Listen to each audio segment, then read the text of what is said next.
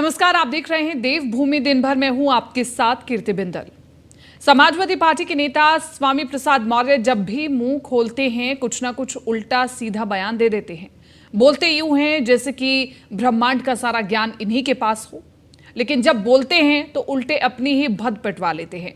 मौर्य का ताजा ज्ञान ट्विटर पर अवतरित हुआ है। पहले ज्ञानवापी को बौद्ध मठ बता दिया, अब बद्रीनाथ धाम को बौद्ध मठ बता रहे हैं।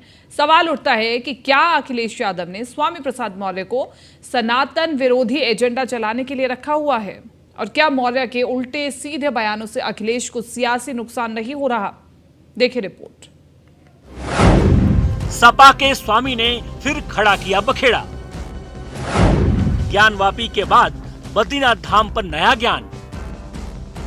समाजवादी पार्टी के नेता स्वामी प्रसाद मौर्य पूरे प्रदेश में अकेले ऐसे ज्ञानी हैं जिन्हें हर विषय पर कुछ न कुछ बोलने की हमेशा खुजली मची रहती है। हैरानी तब होती है जब स्वामी प्रसाद मौर्य के सिलसिलेवार बयानों के बाद भी अखिलेश यादव चुप रह जाते हैं। ताजा बयान मौर्य ने ट्विटर पर लिखा है। मौर्य ने लिखा, आखिर मिर्ची लगी ना, अब आस्था की याद आ रही है। क्या औरों की आस्था आस्था नहीं है? इसीलिए तो हमने कहा था किसी की आस्था को चोट ना पहुंचे, इसलिए 15 अगस्त 1947 के दिन जिस भी धार्मिक स्थल की जो स्थिति थी उसे यथास्थिति मानकर किसी भी विवाद से बचा जा सकता है, अन्यथा ऐतिहासिक सच स्वीकार करने को तैयार रहना चाहिए। 8वीं शताब्दी तक बद्रीनाथ बौद्ध मठ था, उसके बाद यह बद्रीनाथ धाम हिंदू तीर्थस्थल बनाया गया, यही सच है। देखा महोदय का महाज्ञान। 8वीं शताब्दी में बद्रीनाथ को हिंदू तीर्थस्थल बना दिया गया, लेकिन कहीं किसी इतिहास की किताब में इसका जिक्र नहीं है। ये बात सिर्फ और सिर्फ स्वामी प्रसाद मौर्य को पता है। सवाल उठता है कि क्या मौर्य सिर्फ बखेड़ा खड़ा करने के लिए ये महाज्ञान तलाश कर लाते हैं? हालांकि हमेशा के बयानों की तरह इस बार भी मौर्य को करारा जवाब मिला है।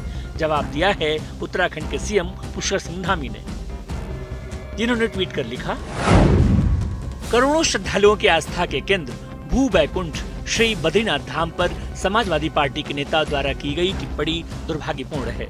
महागठबंधन के एक सदस्य के रूप में समाजवादी पार्टी के नेता द्वारा दिया गया बयान कांग्रेस और उसके सहयोगियों की दिशा व धर्म विरोधी सोच को दर्शाता है। पुष्कर सिंह धामी, सीएम उत्तराखंड। स्वामी प्रसाद मौर्य जी ने दिया है, उन्हीं की पार्टी के जो सर्वोच्च नेता हैं श्री अखिलेश यादव जी, उनकी धर्मपत्नी डिम्पल यादव जी भी इसी प्रदेश से ताल्लुक़ रखती हैं। वो भली भांति यहाँ की संस्कृति से और बद्रीनाथ धाम के जो महान परंपरा है, आस्था श्रद्धा जिस प्रकार से विश्व के लोगों की वहाँ पर है, उससे वो स्वयं परिचित है। मैं समझता हूँ कि डिम्पल यादव जी को भी इसका जवाब अवश्य स्वामी प्रसाद मौर्य जी को बताना चाहिए। मौर्य के बयान के बाद बद्रीनाथ धाम से जुड़े लोग भी बेहद नाराज हैं। वैसे पहली बार नहीं है जब मौर्य ने धर्म विरोधी बयान देकर विवाद पैदा किया है। बीजेपी में रहकर मंत्री पद की मलाई खाने वाले मौर्य जब से समाजवादी हुए, न जाने क्यों अचानक धर्म विरोध को ही अपना एजेंडा बना लिया। सबसे पहले मौर्य ने रामचरितमानस पर सवाल उठाए। मौर्य समर्थकों ने रामचरितमानस की प्रतियां तक जला दी। मौर्य ने कई बार हिंदू देवी देवताओं पर टिप्पणी की। महज एक दिन पहले ज्ञानवापी को भी बौद्ध मठ करार दिया था, और अब बद्रीनाथ धाम को बौद्ध मठ बता रहे हैं। स्वामी प्रसाद मौर्य पूर्व उत्तर प्रदेश के मंत्री द्वारा बद्रीनाथ धाम पे जिस प्रकार से आपत्तिजनक टिप्पणी की जा रही है, बार बार कभी सनातन धर्म पे, कभी रामचरितमानस पे, अब बद्रीनाथ धाम पे टिप्पणी की गई है, ये अत्यंत निंदनीय है। यह ऐसा प्रतीत होता है कि स्वामी प्रसाद मौर्य जी चुनाव हारने के बाद अपनी मानसिक स्थिति खो चुके हैं। इसलिए अब समाज का ये मानना है कि या तो इनका स्थान पागल खाना होना चाहिए, रांची या तो आगरा में है। हैरानी की बात यह है कि जब मौर्य बयान देते हैं तो समाजवादी पार्टी के शीर्ष नेता चुप्पी साध जाते हैं। इसकी वजह क्या है ये तो समाजवादी नेता ही जाने। लेकिन एक बात सच है कि मौर्य के बयानों का समाजवादी पार्टी को कोई फायदा होता नहीं दिख रहा। उल्टे पार्टी के सॉफ्ट हिंदुत्व वाले मिशन की पोल बार बार खुल जाती है।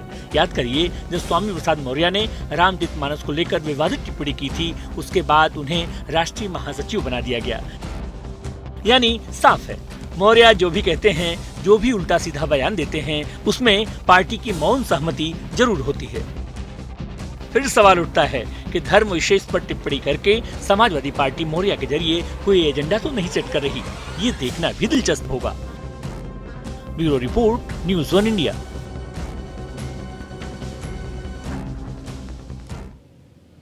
चलिए आगे बढ़ रहे हैं। बद्रीनाथ मंदिर पर स्वामी प्रसाद मौर्य के बयान पर बद्री केदार मंदिर समिति के अध्यक्ष अजेंद्र अजय ने भी स्वामी प्रसाद मौर्य पर हमला बोला है। अजेंद्र अजय ने कहा कि स्वामी का बयान उनके मानसिक दिवालियापन को बताता है। समाजवादी पार्टी के नेताओं की इस सोच से सिद्ध होता है कि वो हिंदू विरोधी हैं।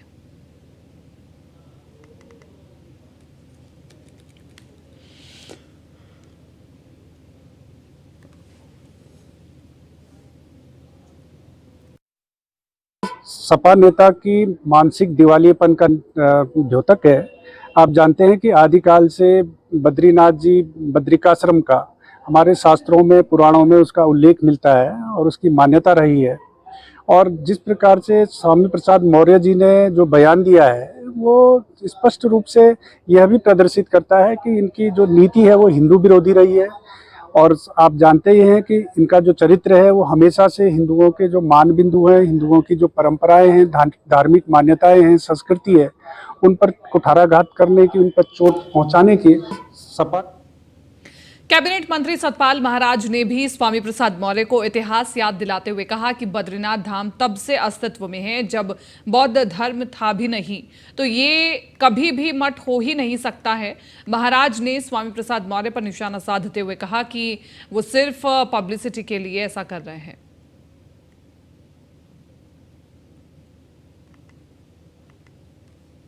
ये विनम्र आग्रह करना चाहता हूं कि बद्रीनाथ धाम सनातन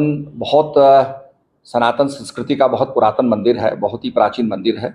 और ये उस समय का मंदिर है जब बौद्ध धर्म नहीं था, महात्मा बुद्ध पैदा नहीं हुए थे, तो सतयुग कालीन ये मंदिर माना जाता है। तो ये बौद्ध मठ हो ही नहीं सकता है क्योंकि उससे पहले का ये था। हाँ, ये ज़रूर है कि यहाँ पर आक्रमण होते रहे और आक्रमण के कारण कई हमारे उत्तराखंड के मंदिरों में बौद्ध की मूर्ति रखी गई, पर हमारे ये धाम जो हैं सनातन धाम हैं, उस समय बौद्ध धर्म नहीं था। ये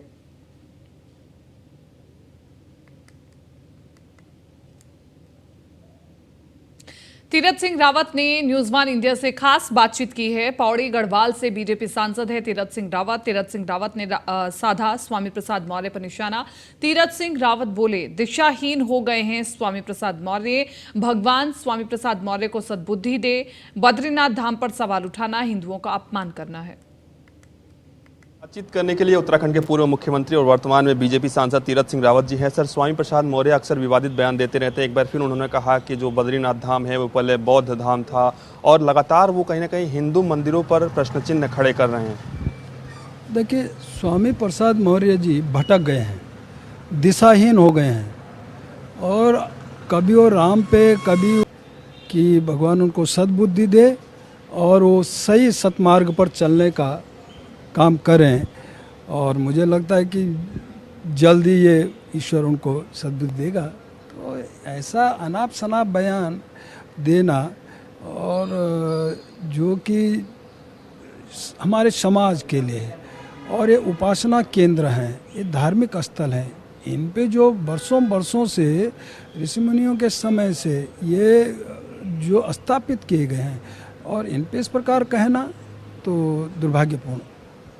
आपको लगता है कि इस बयान के लिए स्वामी प्रसाद मौर्य को माफ़ी मांगनी चाहिए?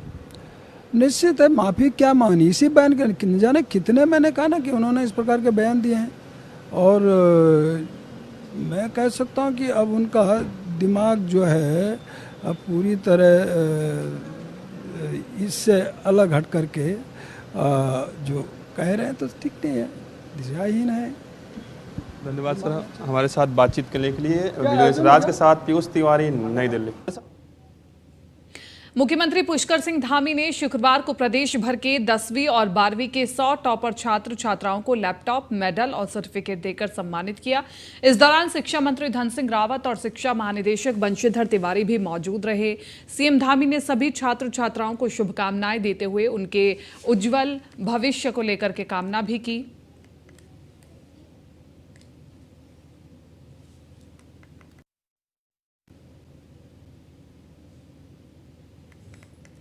वहीं शिक्षा मंत्री धन सिंह रावत ने कहा कि सरकार ने उत्तराखंड के 100 टॉपर को सम्मानित भी किया और बीती रात सभी के साथ डिनर भी किया। हमारे हाई स्कूल और इंटर के पूरे प्रदेश के 100 टॉपर बच्चे थे और इन सभी मेधावी बच्चों का कल भी हम लोगों ने सम्मान किया था। आज यहाँ पर सम्मान हुआ है। निश्चित रूप से इस सम्मान से इनके अंदर और ज़्यादा ऊर्जा आएगी और उत्साह आएगा और निकट भविष्य में ये जिन क्षेत्रों में भी जाएंगे उन क्षेत्रों में और अच्छा प्रदर्शन करेंगे। निश्चित रूप से सम्मान इनके प्रोत्साहन को बढ़ाने का काम करेगा। मैं सभी छात्र छात्राओं को, मेधावी बच्चों को अपनी ओर से शुभकामनाएं देता हूं। आज अमर उजाला के द्वारा उनको सम्मानित किया जा रहा है। कल रात को मुख्यमंत्री जी के हमने सभी मेधावी बच्चों को जो है बुलाया था। उनको रात्रि भोजन पे वहाँ पे काफ़ी बातें उनसे हुई और सरकार ने 3 महत्वपूर्ण निर्णय किए हैं। पहला निर्णय क्या है कि अब जो भी मेधावी छात्र छात्राएं होंगे उनको कक्षा 6 से लेके और PhD तक उनको छात्रवृत्ति दी जाएगी। दूसरा निर्णय क्या है कि अब स्कूलों में टीचरों की कमी नहीं रही। उत्तराखंड कांग्रेस के प्रदेश अध्यक्ष करण माहरा ने प्रदेश की जनता से माफी मांगी है। कांग्रेस अध्यक्ष ने अपने उस वायरल वीडियो पर जनता से माफी मांगी है जिसको लेकर बीजेपी सहित अन्य राजनीतिक दल कांग्रेस अध्यक्ष पर सवाल उठा रहे हैं।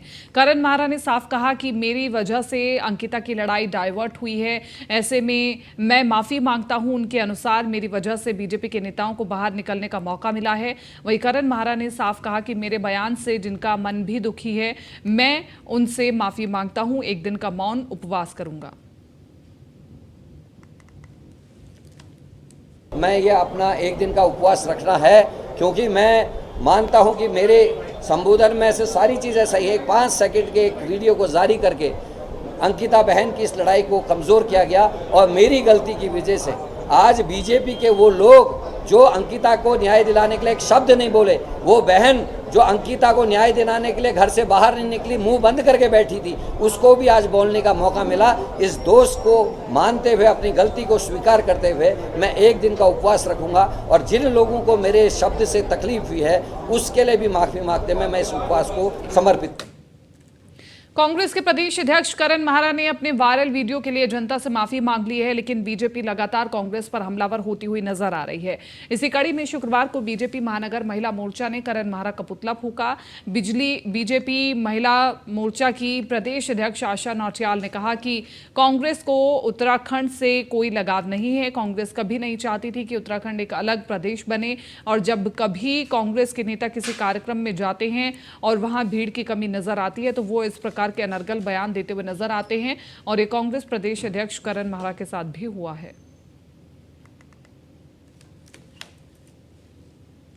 हम लोगों ने कांग्रेस पार्टी का और प्रदेश अध्यक्ष करण माहरा कांग्रेस पार्टी के प्रदेश अध्यक्ष का पुतला दहन किया है और वो इसलिए किया है कि कांग्रेस की जो भावना पहले से रही है, कांग्रेस कभी नहीं चाहती थी कि उत्तराखंड राज्य बने, तो जो उनकी भावना पहले से है ना वो आज उनके मुंह पे निकल रही है। तो वो किसी कार्यक्रम में जाते हैं, वहाँ भीड़ कम होती है, वो बौखला जाते हैं और वो कहते हैं कि उत्तराखंडियों पे, पहाड़ियों पे हम थू थू करते हैं वो लोग। तो ये उनकी भावना पहले से रही है। अब आने वाले समय में जल्द ही होमगार्ड आपको शहर भर में सुरक्षा का जिम्मा निभाते हुए नजर आएंगे। जो होमगार्ड आपको केवल ट्रैफिक संभालते हुए नजर आते थे, अब वो सुरक्षा की कमी को पूरा करेंगे। 10 जुलाई से होमगार्ड की पिस्टल ट्रेनिंग की शुरुआत कर दी गई थी। 20 दिनों की इस ट्रेनिंग में होमगार्ड जवानों को पिस्टल की बारीकियां सिखाई गई। 20 दिन की कड़ी ट्रेनिंग के बाद होमगार्ड जवानों को शुक्रवार को टारगेट फायरिंग करवाई गई और इस पूरी प्रक्रिया के लिए होमगार्ड विभाग ने नियमावली ने बदलाव किया है। वही इस कदम से होमगार्ड जवानों को भी काम मिलेगा और पुलिस को भी मदद मिलेगी। 10 जुलाई से 21 दिन का हमने पिस्टल फायरिंग का अभ्यास रखा था, जिसमें कि पिस्टल की सिखलाई और खोलने जोड़ने के बाद उसके साथ क्या क्या सावधानियां बरतनी है, ये सब करने के बाद आज हम उनका फायरिंग अभ्यास करा रहे हैं, जिसमें प्रत्येक जवान से 25 राउंड हम लोग फायरिंग कराएंगे। फायरिंग यूज़ के लिए अभी हमने शासन को SOP भेजी है, हम क्या इसका उपयोग कर पाएंगे, लेकिन चूँकि किसी भी जवान की जब तक वो अपने शस्त्र के साथ अभ्यस्त नहीं होता, उसकी कार्यकुशलता में बढ़ोतरी नहीं होती। हाईकोर्ट की फटकार के बाद एक्शन में आए एमडीडीए की विस्थापित कॉलोनी में अवैध निर्माणों पर कार्रवाई लगातार जारी दिखाई दे रही है। एमडीडीए ने आज भी 12 अवैध निर्माणों पर कार्रवाई करते हुए उन्हें सील कर दिया है। सील के साथ छेड़छाड़ करने पर बिल्डरों के खिलाफ मुकदमा दर्ज कराने की चेतावनी भी दी है।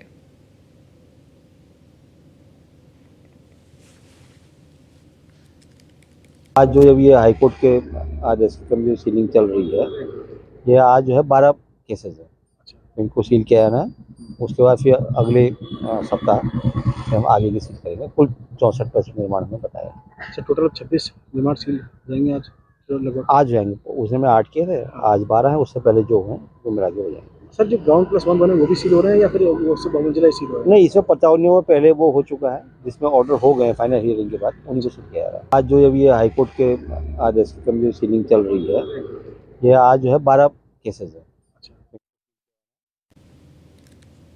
देहरादून के पटेल नगर स्थित एक कॉलेज से दोस्त के साथ घर लौट रहे युवक पर कुछ युवकों ने धारदार हथियारों से हमला कर दिया। हमलावरों की संख्या 15 से 20 बताई जा रही है। हमले में युवक गंभीर रूप से घायल हो गया, उसके सिर पर गहरी चोटें आई हैं। युवक को श्री महंत इंद्रेश अस्पताल में भर्ती कराया गया है। आरोप है कि कॉलेज के गेट के पास से समुदाय विशेष के 15 से 20 युवकों ने उसके दोस्तों को धक्का देकर गिरा दिया और अमन पर धारदार हथियारों से हमला कर दिया और फरार हो गए। दोस्त ने स्थानीय लोगों की मदद से उसे श्री महंत इंद्रेश अस्पताल भर्ती कराया, जहां उसकी हालत गंभीर बनी हुई है। वही मामले की जानकारी लगने पर हिंदू वाहिनी समेत हिंदू संगठनों के लोग बड़ी संख्या में अस्पताल पहुंच गए और हंगामा शुरू कर दिया। आरोपियों की गिरफ्तारी की मांग की जा रही है। पुलिस अपने इस पूरे मामले में जांच कर रही है।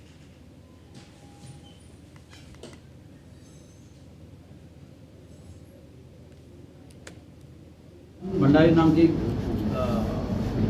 स्टूडेंट के साथ मारपीट हुई थी, उसमें सुसंगत धाराओं के तहत मामला पंजीकृत किया गया। उसमें धरपकड़ हम लोग कर रहे हैं और कुछ लोगों का नेम एफआईआर भी है, कुछ बनाम अज्ञात करके लिखा गया है। उसमें सिर्फ जिन्होंने भी मारपीट किया है सबकी अरेस्टिंग होगी, सबके खिलाफ कठोर कार्रवाई की जाएगी। और मैं आगाह करना चाहता हूँ, इस तरह का दुस्साहस जो करेगा उनके साथ हम लोग सख्ती से निपटेंगे और बहुत कठोर कार्रवाई करेंगे। पौड़ी जिले में थलीसैंण क्षेत्र के रौली गांव में आई आपदा को 6 दिन बीत चुके हैं, लेकिन अब तक प्रशासन की टीम मौके पर नहीं पहुंची है। वहीं कांग्रेस के पूर्व प्रदेश अध्यक्ष गणेश गोदियाल ने आपदा प्रबंधन मंत्री पर तंज कसते हुए कहा कि मंत्री जी का ध्यान सिर्फ नौकरियों की बंदरबाट तक सिमट चुका है, इसलिए अब तक मौके का मुआयना नहीं किया गया। गणेश गोदियाल ने कहा कि मंत्री को उन लोगों की सुध लेनी चाहिए जिन्होंने उन्हें विधानसभा तक पहुंचाया है। गणेश गोदियाल ने कहा कि अब तक उपजिलाधिकारी ने भी मौके का मुआयना नहीं। पौड़ी गढ़वाल के विकासखंड थलीसैंण के अंतर्गत ग्राम रौली में आई प्राकृतिक आपदा से वहां का जीवन बुरी तरह अस्त व्यस्त है। काफी समय बीत जाने के बावजूद 8 किलोमीटर की दूरी पर वहां विकासखंड का मुख्यालय है और तहसील का मुख्यालय है, लेकिन जानकारी मिली है कि वहां पर एसडीएम बैठते हैं, लेकिन अब तक भी एसडीएम वहां उन लोगों के दुख दर्द को समझने के लिए, उनके आंसू पोंछने के लिए अभी तक नहीं पहुंचे। मुझे ये भी पता चला है कि जब एसडीएम ही नहीं पहुंचे तो वहां पर बड़े अधिकारी कहां पहुंचेंगे, और फिर विधायक और मंत्री तो फिर विधायक और मंत्री ठहरे। पौड़ी गढ़वाल के विकासखंड हमारे गांव में बादल फटने से बड़ा हादसा हुआ है, जिसमें गांव के कितने भाग हो चुके हैं, गौशाले टूट चुके हैं, मवेशी बह चुके हैं और कई तरह की जान माल की हानि हुई है। रास्ते मोटर मार्ग टूटने से मवेशियों को चारा लाने में भी दिक्कतें आ रही हैं, आना जाना ठप हो रखा है और गांव में रास्ते, नाले और ये पुल सभी टूट चुके हैं। राज्य सरकार और प्रशासन की तरफ से कोई भी सहायता प्रदान नहीं की गई है और सभी गांव वालों का यही निवेदन है कि हमें जल्द से जल्द कुछ मदद पहुंचाई जाए और हो सके तो विस्थापित भी। रुद्रप्रयाग में केदारनाथ हाईवे किनारे बड़ासू में स्थित 6 कमरों का रिजॉर्ट एवं रेस्टोरेंट देखते ही देखते धराशायी हो गया। जिस समय हादसा हुआ उससे पहले ही वहां मौजूद लोगों ने रेस्टोरेंट को खाली कर दिया था। रिजॉर्ट की सुरक्षा दीवारें बारिश के कारण क्षतिग्रस्त हो गई, जिस कारण रेस्टोरेंट एवं रिजॉर्ट के 6 कमरे जमींदोज हो गए।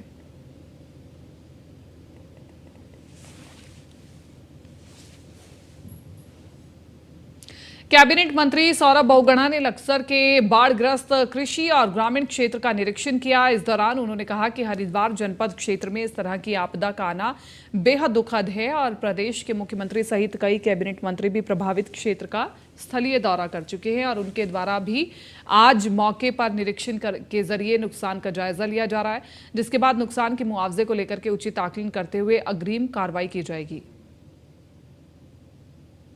देखिए, हरिद्वार में जो हुआ वो दुखद था, क्योंकि एक हमारी गन्ने की सबसे बड़ी बेल्ट हरिद्वार जिले की है और कहीं ना कहीं जो क्षति हुई है हमारे किसानों को, उसके लिए सरकार गंभीर है। हमारे मुख्यमंत्री जी माननीय पुष्कर सिंह धामी जी यहाँ का सर्वे कर चुके हैं, खुद आ चुके हैं। हमारे प्रभारी मंत्री माननीय सतपाल महाराज जी यहाँ पर आके सर्वे कर चुके हैं। हमारे कृषि मंत्री गणेश जोशी जी यहाँ पर आके सर्वे कर चुके हैं और आज गन्ने किसानों को कितना नुकसान हुआ उसको देखने के लिए मैं खुद यहाँ पर आया हुआ हूँ। एक कोशिश है सरकार की कि जो एक्चुअल नुकसान है उसका जायजा लिया जाए और उसका कितना हमारे किसान भाइयों को रिलीफ कितनी देनी चाहिए, कितना उनका नुकसान हुआ है, वो हमारे पास जब पूरी रिपोर्ट आ जाएगी तो जैसे कि अभी माननीय पूर्व विधायक यतीश्वरानंद जी ने, माननीय पूर्व विधायक संजय गुप्ता जी ने कहा है कि माननीय मुख्यमंत्री जी के साथ बैठेंगे और मुझे पूर्ण उम्मीद है कि संवेदनशील सरकार है, किसानों के हित में बात करने वाली सरकार है। माननीय मुख्यमंत्री जी किसानों के हित में कोई ना कोई फैसला जल्द से जल्द दें। लक्सर क्षेत्र में बाढ़ के बाद हुए नुकसान का आकलन करने के लिए प्रशासन के साथ लक्सर नगरपालिका परिषद भी अब मुस्तैदी से जुटा हुआ है ताकि जल्द से जल्द मुआवजे की कार्रवाई को आगे बढ़ाया जा सके। लक्सर के अधिशासी अधिकारी के मुताबिक क्षेत्र में बचाव राहत कार्य के बाद नुकसान का आकलन हो रहा है। लक्सर में जल भराव के उपरांत, आपदा के उपरांत जो भी नगर में बचाव राहत आपदा कार्य थे, नुकसान का आकलन था, उसमें प्रशासन के नेतृत्व में नगरपालिका क्षेत्र में मार्केट मेन बाजार के नुकसान के आकलन के लिए जो टीम गठित की गई है, उसमें भी नगरपालिका लक्सर से 2 कर्मचारियों को नामित किया गया है उप जिलाधिकारी महोदय द्वारा। और नगर क्षेत्र में खाद्यान्न वितरण, किट वितरण के लिए और नुकसान के आकलन के लिए जो 5 टीमें बनी है, उसमें भी नगरपालिका की ओर से प्रशासन के नेतृत्व में 5 नगरपालिका कर्मचारी कार्य कर रहे हैं।